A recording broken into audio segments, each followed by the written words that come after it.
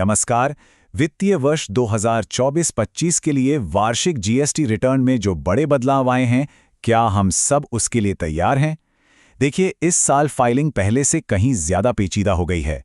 तो चलिए आज इन सभी बदलावों को थोड़ा आसान बनाते हैं। ये एक ऐसा सवाल है जो इस साल हर टैक्स पेयर को खुद से पूछना चाहिए, क्योंकि इस बार तैयारी का मतलब सिर्फ तारीखें याद रखना नहीं है। बिल्कुल नहीं। तो फिर चलिए देखते हैं कि इस नए फाइलिंग सीजन के लिए असल में तैयार होने का मतलब क्या है। सबसे पहले तो इस तारीख को कैलेंडर में अभी मार्क कर लीजिए, 31 दिसंबर 2025। और हाँ, एक बात गांठ बांध लें, पिछले सालों की तरह इस बार तारीख बढ़ने का इंतजार बिल्कुल मत कीजिएगा। सुनने में आ रहा है कि सरकार इस मामले में इस साल बहुत सख्त है। तो आज हम इन 5 जरूरी बातों पर गौर करेंगे। ये समझ लीजिए कि ये हमारी आज की चर्चा का पूरा रोड मैप है, जो हमें हर कदम पर गाइड करेगा। तो चलिए सबसे पहले नए नियमों से ही शुरू करते हैं। इस सेक्शन में हम समझेंगे कि सरकारी नोटिफिकेशंस और टर्नओवर के हिसाब से किसे कौन-कौन से फॉर्म भरने होंगे। यहाँ सबसे जरूरी बात यह है कि फाइलिंग की जिम्मेदारी पूरी तरह से कुल सालाना टर्नओवर पर निर्भर करती है। जैसा कि इस चार्ट में साफ दिख रहा है, अगर टर्नओवर 2 करोड़ रुपए तक है तो जीएसटीआर 9 ऑप्शनल है। 2 से 5 करोड़ के बीच जीएसटीआर 9 भरना जरूरी है, लेकिन 9C नहीं। और हाँ, जिनका टर्नओवर 5 करोड़ से ज्यादा है उनके लिए जीएसटीआर 9 और जीएसटीआर 9C दोनों ही अनिवार्य हैं। अच्छा, तो नियम तो समझ लिए। अब आते हैं इस फाइलिंग के सबसे मुश्किल और सबसे जरूरी हिस्से पर, यानी फॉर्म में हुए बदलाव। चलिए एक एक टेबल करके देखते हैं कि इस साल क्या नया है। देखिए, सबसे बड़ा बदलाव आया है इनपुट टैक्स क्रेडिट यानी आईटीसी की रिपोर्टिंग में। ये वो टैक्स है जो बिजनेस की खरीद पर चुकाया जाता है और जिसे बाद में टैक्स देनदारी से घटा सकते हैं। अब आईटीसी को उस वित्तीय वर्ष के हिसाब से अलग-अलग दिखाना होगा जिससे वो जुड़ा है। मतलब चालू वर्ष का आईटीसी जाएगा टेबल 6A2 में और पिछले वर्ष का टेबल 6A1 में। यहाँ एक और बात पर गौर करना होगा। अब जो आईटीसी रिवर्स और फिर से क्लेम करने की प्रक्रिया है वो और भी ज्यादा डिटेल्ड हो गई है।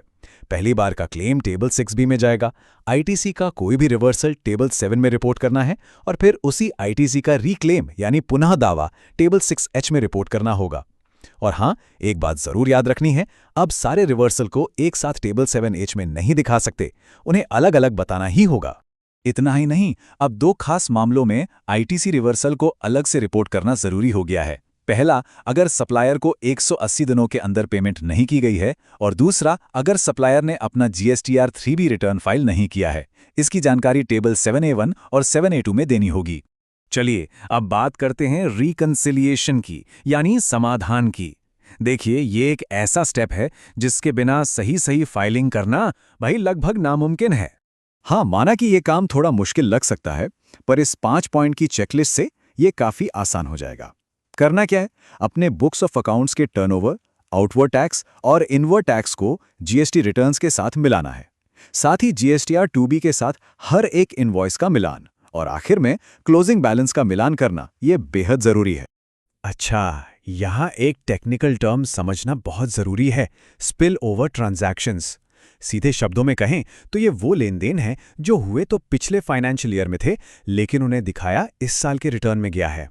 जैसे मान लीजिए मार्च 2025 का कोई बिल जिसका आईटीसी अप्रैल 2025 में क्लेम किया गया।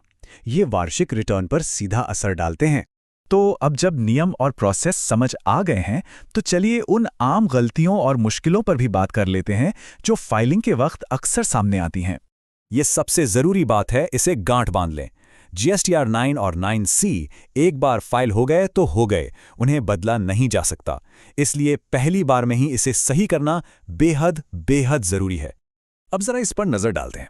ये सिस्टम में मौजूद एक जानी मानी दिक्कत है, टेबल 7J का मिसमैच होना। ये तब होता है जब पिछले साल के आईटीसी का रीक्लेम किया जाता है। तो एक्सपर्ट्स ने इसके 3 रास्ते सुझाए हैं और देखिए, हर एक के अपने प्लस और माइनस पॉइंट हैं। इस टेबल से अपनी सिचुएशन के हिसाब से सही तरीका चुनने में मदद मिल सकती है। एक और आम कंफ्यूजन होता है सप्लायर क्रेडिट नोट्स को लेकर। सीधा सा नियम है, अगर क्रेडिट नोट एक्सेप्ट किया है तो आईटीसी रिवर्स करना है, अगर नहीं किया तो आईटीसी रिवर्स नहीं करना है। पर हाँ, इसका कारण और सारे डॉक्यूमेंट्स एकदम साफ रखने होंगे। और एक बहुत जरूरी बात, आप टेबल 6M को इन एडजस्टमेंट्स के लिए बैलेंसिंग फिगर की तरह इस्तेमाल नहीं किया जा सकता। एक और जरूरी बात जो ध्यान में रखनी है, अगर GSTR 9 बनाते समय ये पता चलता है कि कोई एक्स्ट्रा टैक्स देना बाकी है, तो उसका पेमेंट सिर्फ और सिर्फ फॉर्म DRC-03 के जरिए ही किया जाना चाहिए। तो चलिए आखिर में कुछ प्रो टिप्स देख लेते हैं जिनसे फाइलिंग का काम आसान और एकदम सटीक हो जाएगा। ये कुछ बेहतरीन आदतें हैं जिन्हें अपनाना बहुत फायदेमंद रहेगा। जैसे अपनी वर्किंग्स को हमेशा सोर्स डेटा से लिंक रखें। इनवॉइस लेवल पर GSTR 2B का मिलान जरूर करें, यह बहुत जरूरी है। ITC क्लेम, रिवर्स और रीक्लेम के लिए एक अलग ट्रैकर मेंटेन करें। एक एनुअल GST मैनेजमेंट रिपोर्ट तैयार करें। और सबसे जरूरी, GSTR 9 शुरू करने से पहले यह पक्का कर लें कि साले GSTR 1 और 3B रिटर्न फाइल हो चुके हैं।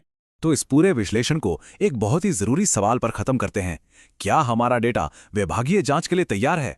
एक बात हमेशा याद रखनी चाहिए, आज की गई तैयारी और सटीकता ही कल की बड़ी मुश्किलों से बचाएगी।